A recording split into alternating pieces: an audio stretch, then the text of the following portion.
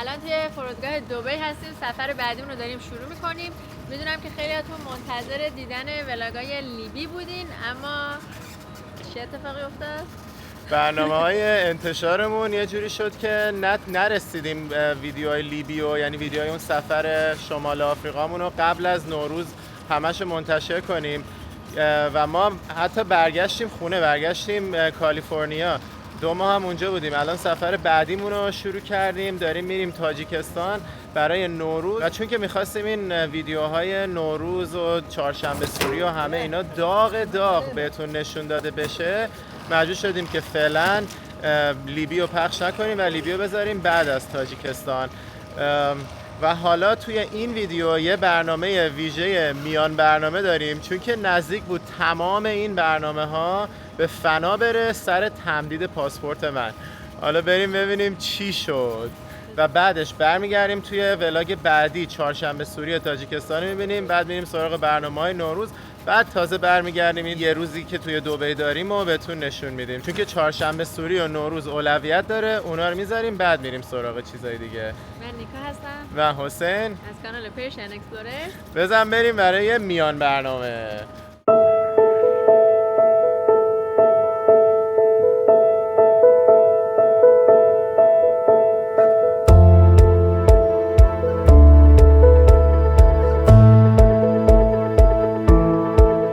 یه اتفاق خیلی عجیب افتاد. این پاسپورت کانادایی من صفحه هاش پر شده بود، یعنی دیگه صفحه خالی برای ویزای جدید نداشت یا برای مهر ورود جدید. و اینجور مواقع با اون که فضای خالی هنوز هست توی سری از صفحه ها، اجازه نمیدن که سوار پرواز بشی. به خاطر همین من برای این سفر تاجیکستان و ژاپن و کره‌مون مجبور شدم پاسپورتمو بفرستم برای تمدید و 2 ماه پیش فرستادمش. اولین بار نامردا ریجکتش کردن، پس فرستادن و گفتن که عکس پاسپورتی که فرستادی مشکل رنگی داره، مشکل رنگ و نور داره، در صورتی که من جای رسمی گرفتن عکس پاسپورت اقدام کرده بودم، ولی دیگه اینا پس فرستادن. حالا من موندم توی تنگنای زمانی، الانم خیلی باد میاد، بقیه‌شو بعدم. اینجا هم تبلیغ فستیوال نوروز تو داخل کتابخونه مرکزی لس آنجلس رو کرده.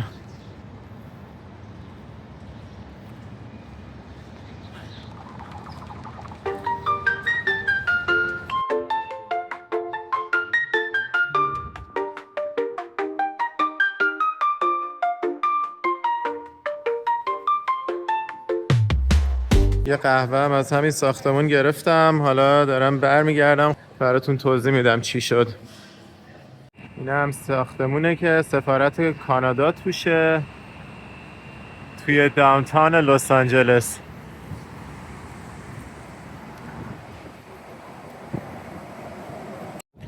خب حالا داشتم توضیح میدادم که قضیه چی بود. این پاسپورت من وقتی که فرستادم کانادا برای تمدید خیلی بیشتر از اون چیزی که باید طول کشید و من هی زنگ میزدم میگفتم قضیه چیه، اینو یکم تسریع کنین، من پول بیشتر میدم، اینو فقط این پرونده منو یکم بندازین جلو. ولی اصلا گزینه تسریع نداشتن، هیچ کاری نمیکردن. این نماینده هایی هم که گوشی رو بر میداشتن هر سری فقط میگفتن که من هیچ ایده‌ای ندارم که چرا طول کشیده و من کاری نیستم توی پردازش پاسپورت و نمیدونم چرا طول کشیده. میگفتم خب منتقل کن به یه نفر که میدونه، یه نفر که میتونه جوابمو بده. میگفتن نه نمیتونم این کارو انجام بدم. خلاصه خیلی سیستم عجیبی بود این پاسپورت کانادا و من در طی این مدت بارها بهشون زنگ زدم که سعی کنم بالاخره این پاسپورتمو به موقع قبل این سفر بگیرم و در نهایت الان که 3 روز مونده تا پروازمون و من تا دیروزم مدام زنگ میزدم و هی میگفتن نگران نباش 11 مارچ قراره، که یعنی میشه امروز، قراره برات ارسال بشه. آخرش هم شد 11 مارچ و امروز زنگ زدم گفتن که نه اصلا هنوز در جریانه و قرار نیست که ارسال بشه.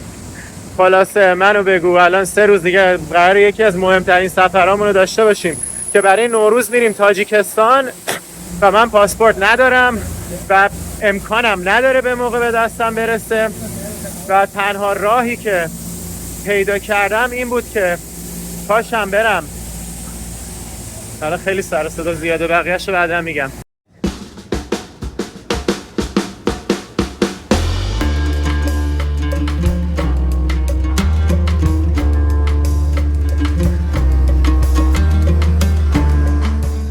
اینم کوتاه‌ترین قطار دنیا که توی ولاگ لس آنجلسی که گرفتیم ناقص موند. دوست داشتیم بیایم اینا هم فیلم بگیریم، وقت نشد. حالا همینجوری رندوم از کنارش رد شدم، میتونم براتون فیلم بگیرم.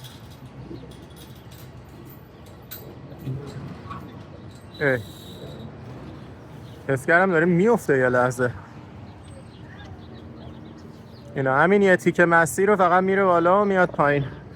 کاش من برم سوارش بشم، چون به هر حال باید از اینجا رد شم برم اونور. بریم سوار این قطار بشیم، کوتاه‌ترین قطار دنیا رو تجربه کنیم. من دقیقاً پارکینگ چیزی که پارک کردم اونور خیابونه، واسه همین موقعیت خیلی خوبی بود که اینو تجربه کنم.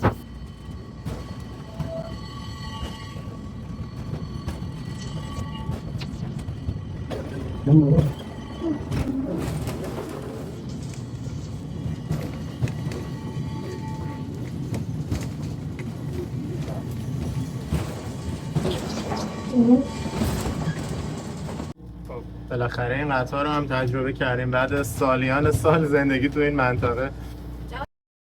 دوستامون از ایتالی ناپولی ناپولی. Che bueno. Bueno, mucho bello.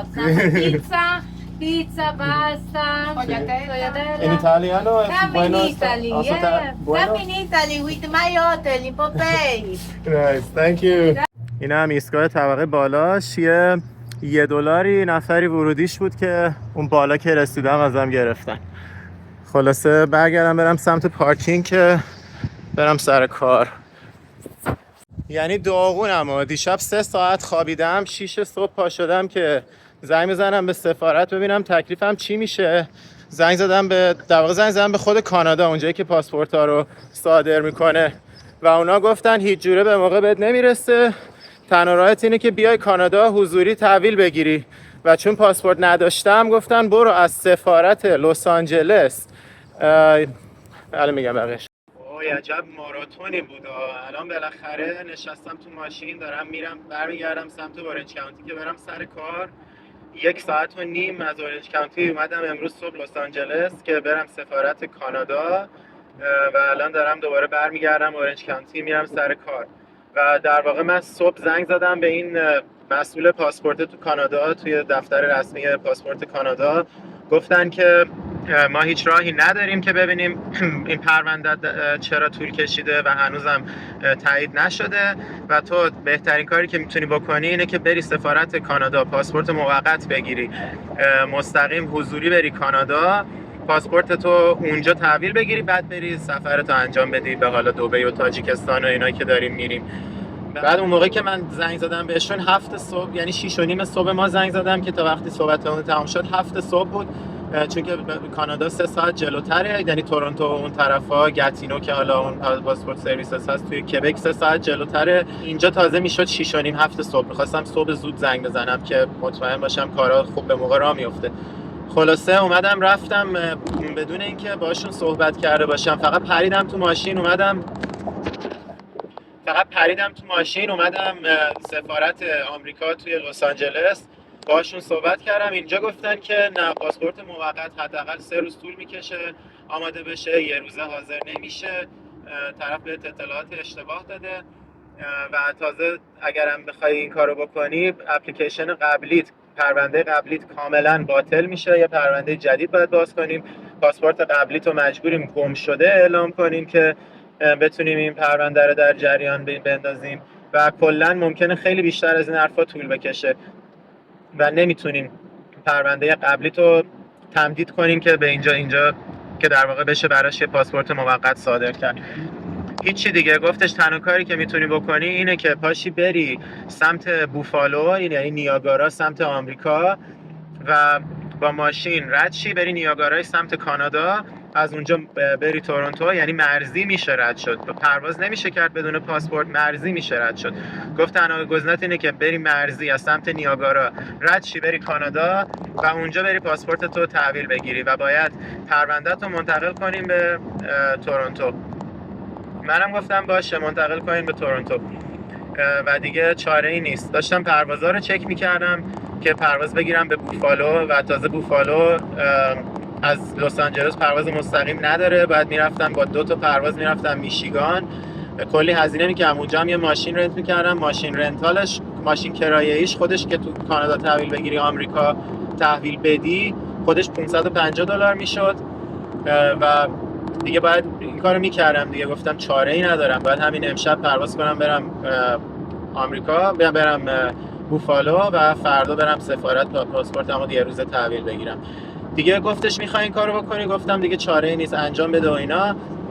داشت تموم میشد، داشت میبست قضیه رو، یهو بهم گفتش که ضمناً $98 اضافه هم باید پرداخت کنی. گفتم که دیگه $98 برای چی؟ اونا طولش دادن این همه وقت پرونده من دستشون بوده پردازشش نکردن دیگه. باید مسئولیت اون $98 هم با خود دفتر گتینو باشه. گتینو توی کبک دفتر هستی، توی تورنتو در واقع اون دفترهایی هست که اونا هم میتونن پرینت کنن ولی نمیتونن ارسال کنن به خارج از کشور. خلاصه این دفتر تورنتو گفتش که آره اینجوریه، بعد حضوری بیای بگیری و اگه میخوای $98 باید هزینه انتقال بدی و ما همین فردا میتونیم برات آماده کنیم. ولی وقتی گفتش $98 هزینه داره، گفتم مسئولیتش با همون دفتر گتینو باشه. گفتش که بذار تماس بگیرم ببینم چی میشه. طرف رفت مسئول پرونده منو پیدا کرد، بهش زنگ زد و اون مسئول پرونده‌ام گفتش که ما میتونیم همین امروز آمادش کنیم و فردا با پست یه روزه براش بفرستیم پاسپورتو و پروازمون 3 روز دیگه است. گفتش میخوای این کارو به جاش بکنی؟ گفتم معلومه که میخوام این کارو بکنم، دهنم سرویس میشه، باید پاشم چند تا پرواز با یه 4-5 ساعت رانندگی و کلی هزینه و کلی بیخوابی و کلی کارا عقب بیفته و با همه این شرایط من باید برم پاسپورتمو بگیرم. معلومه که اینو ترجیح میدم، ولی هیچ وقت من نتونسته بودم با خودشون تماس بگیرم. هر چی زنگ میزدم به دفتر گتینو میگفتم میخوام با مسئول پرونده‌ام صحبت کنم، میگفت نمیتونیم منتقلت کنیم. میگفتم خودتون باشون تماس بگیریم، بازم میگفتن نمیتونیم. بعد جالبه که از دفتر رسمی گتینو اینا نتونسته بودن با مسئول پرونده من تماس بگیرن، ولی اون دفتر تورنتو که داشت پرونده‌مو منتقل میکرد اون تونست تماس بگیره و اون کارم رو تونست راه بندازه. به طرف گفت اینو سریعتر انجام بدین، پروازش 14 و انجامش دادن. خلاصه دیگه من این ولاگو، یعنی از زمانی که شروع کردم به پر کردن این ویدیو، کاملا با این تصور بود که من قراره پرواز کنم به تورنتو با پاسپورت موقت. بعدش تغییر پیدا کرد به این که قراره پرواز کنم به بوفالو و بعدش با ماشین برم تورنتو و پاسپورتمو تحویل بگیرم. هی قضیه داشت بدتر و بدتر میشد و البته ویدیوشم گفتم حداقل یه ویدیوی جالب میشه، یه خاطره عجیب غریب جالب میشه و حداقل چی میگن به یاد بمونه که چه دردسرایی آدم میتونه برای تمدید پاسپورت فقط به خاطر پر شدن صفحه های مهرش متحمل بشه. ولی دیگه خدا رو شکر در نهایت دیگه رسید برگشت به همون خونه اول که بمونم خونه و منتظر باشم که ایشالله به موقع برسه. ولی عجب ماراتونی بود. 3 ساعت دیشب خوابیدم. خیلی کارهای زیادی دارم امروز. الان احتمالاً دیگه برم شرکت تا خود شب که هیچی، برگردم خونم تا 11-12 شب باید کار کنم. کلاً همیشه قبل سفر خیلی کارام زیاد میشه و به خصوص که چون توی سفرم قراره تعدادی از روزا رو کار کنم، چون تعداد مرخصیام نمیرسه به کل سفر، باید یه مقداریشو کار کنم و برای اینکه کارا سبکتر بشه در طول سفر همیشه قبل سفر پروژه هامو باید خیلی بندازم جلو و شبانه روز مجبورم کار کنم. یعنی من همین هفته، هم هفته قبل، هم هفته قبلیش، هر هفته یه شبی بوده که من تا صبح کار کردم و اصلا نخوابیدم و فرداشم همینجوری ادامه به کار دادم. یعنی در واقع انگار از صبح روز کاری امروز تا فردا شبش من یه بند کار کردم، مثلا بگم چقدر 32 ساعت مثلا پشت سر هم من کار کردم و 3 بار این اتفاق افتاده توی 3 هفته گذشته. ولی کاریه که باید انجام بدم که بتونیم این سفرها رو داشته باشیم و الان نزدیک بود که با این سفر اجباری کانادا بیخوابیام بیشتر و بیشترم بشه و خسته و خورد و داغون برسم به دبی و بعدش به تاجیکستان و خدا رو شکر این اتفاق نیفتاد. هنوز البته یه احتمالی هست که پاسپورتم به موقع نرسه و مجبورشم یه روز دیرتر برم و به اون قسمت دبیش نرسم و مجبورشم مستقیم از فرودگاه از دبی 2 تا فرودگاه داره، پروازمون به دبی به یه فرودگاه، پروازمون به تاجیکستان از اون یکی فرودگاه و اگه این اتفاق بیفته مجبورم فقط مستقیم برم دبی، از این فرودگاه برم اون فرودگاه و برسم به پرواز تاجیکستان.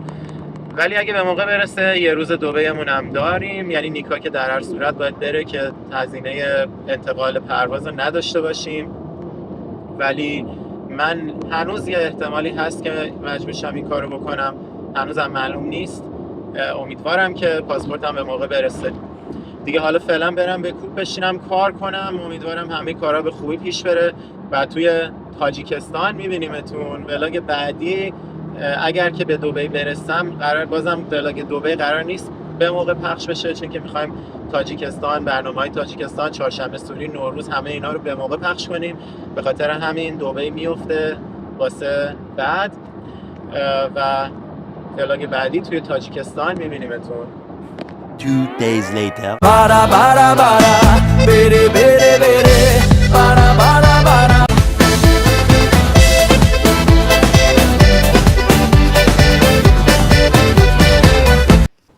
پاسپورتم بالاخره رسید لب مرز یه روز قبل رفتن. چقدر خوشحالم که بالاخره به موقع رسید، اومد دم در خونمون و لازم نشد که این همه را بکوبم برم کانادا حضوری بگیرمش، این همه خستگی بیخوابی هزینه رو بخوام به جون بخرم و حتی لازم نشد پروازمو یه روز بندازم عقب. همه چیز جفت و جور شد که فردا بریم سمت دبی و بعدش تاجیکستان. بزن بریم.